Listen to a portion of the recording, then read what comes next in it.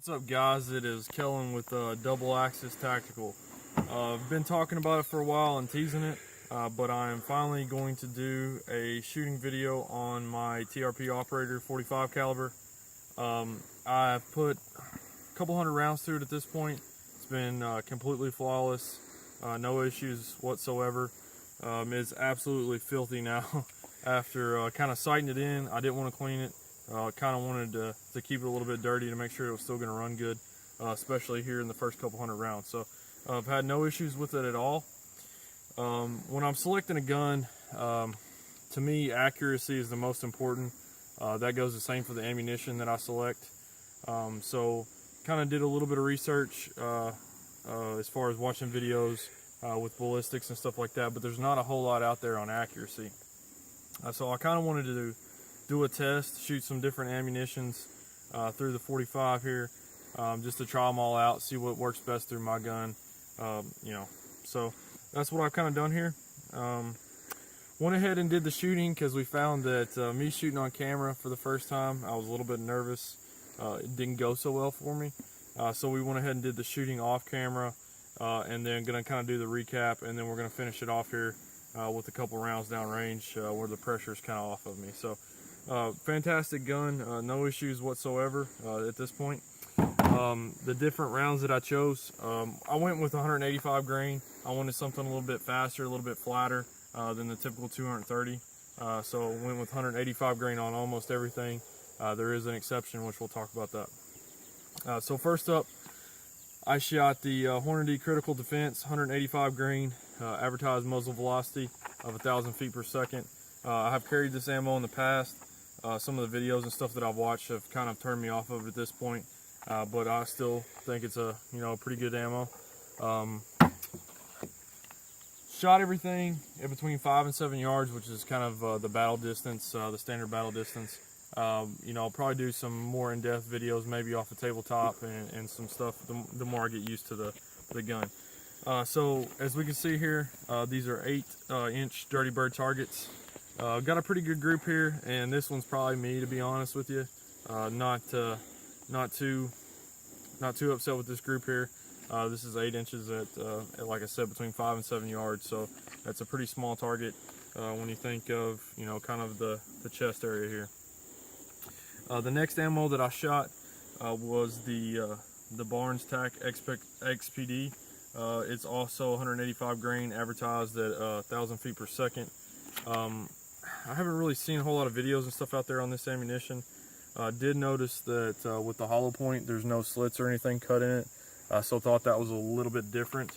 The ballistics of Barnes in general seem to be pretty good. Seem to test really well on gel. However, tried it with my AR and didn't have the best luck with accuracy, so kind of went away from it to other rounds. But wanted to kind of give them a second chance with their handgun ammo, and the results went pretty well. This is the Barnes XPD here. As you can see, pretty good group. Somewhat the opposite of the Hornady. They're both kind of to the left a little bit, but low versus high, and a little bit better grouping there out of Barnes. So maybe I was wrong to go away from it. I'll continue to kind of test different ammos through this, continue to do videos, because obviously I don't have all the ammos that I want to shoot through at this point, and I really want to become a little bit more familiar, not only with the 1911 platform, but with 45. I've always shot 9mm in pretty much all of my defensive handguns, so still getting used to this beast. Also with the adjustable sights, it's made it a little bit of a learning curve as well, trying to make sure that I get everything calculated in right with it. So next up, we have some Nosler 185 grain. They were actually sold out of the defensive ammos, but these are still match grade jacketed hollow points. Advertised muzzle velocity is 980 feet per second. Nosler's pretty much what I went to in my hunting guns. I started with Hornady. I wasn't getting the grouping in my AR like I really wanted, so I switched to Nosler and got it under an inch, so I was really happy with that. So I was really anxious to try their handgun ammo, and once again, it did not disappoint. So as you can see, just a fantastic group. I'm super happy with that. I hope I can replicate it with this ammo. This is the ammo that I'll actually be finishing off the video with. So hopefully I can replicate this, shooting a full magazine out of it. Definitely going to continue to try the nozzler stuff out.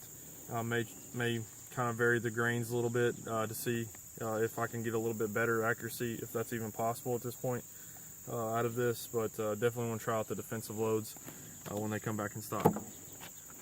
So as promised, most of them is 185 grain. I did want to do a little bit of an outlier. I had seen some different videos on Underwood ammunition. Really impressed by the ballistics. The Extreme Penetrator just goes through everything, so obviously it's not ideal for home defense or whatever. So I actually bought some of the Extreme Defenders. These are 120 grains, 1,420 feet per second. And the most interesting part is obviously the nose of the bullet. Very different from anything that I've shot in the past. I was interested to see how it cycled through the gun, and the gun performed flawlessly, no issues whatsoever, no hiccups. As far as the group goes, it's I mean, it's pretty decent.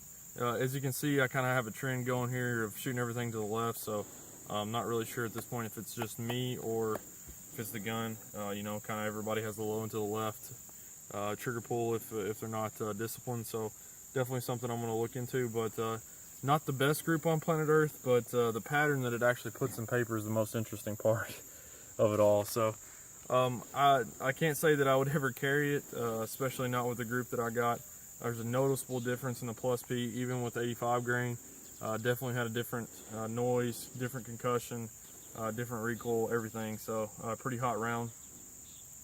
And I'll probably put this in my 45 if I'm going to the woods, because like I said, the ballistics are so impressive that I feel pretty confident if there's any type of issue out in the woods, it would handle its business. So, and finally, last but not least, I have the gold dots, which is my current carry ammunition in my 9mm.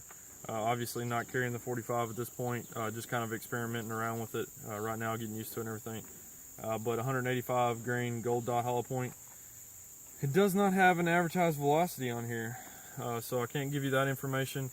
You know, just watching different videos and everything online is what made me select the Spear gold dot in my current 9mm format. So when I was sighting in the gun, I actually used the Lawman by Spear. They're supposed to kind of be closely imitated with the gold dot, so it's kind of a practice ammunition versus a carry ammunition, or duty ammunition for that matter.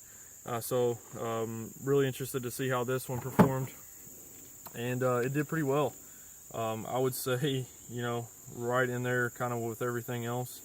The Barnes might just be a little bit better, but obviously the Nosler was the best out of the group here. So I'll let Mike pan down the line here for you, and we'll pause the video here for a minute and we'll get a little bit of shooting done. So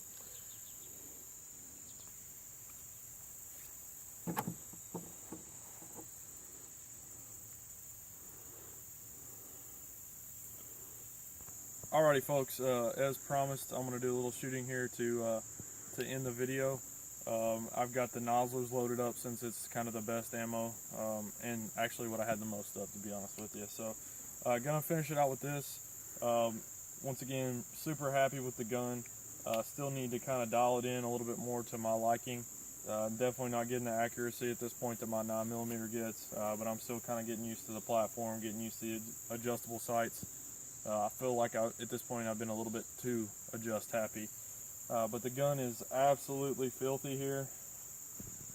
So, you know, all the 1911 haters, you know, I guess this is for you, just to show what happens whenever you get a high quality 9mm, or I'm sorry, 1911, even though it's dirty here. And gonna just finish it off with a little shooting.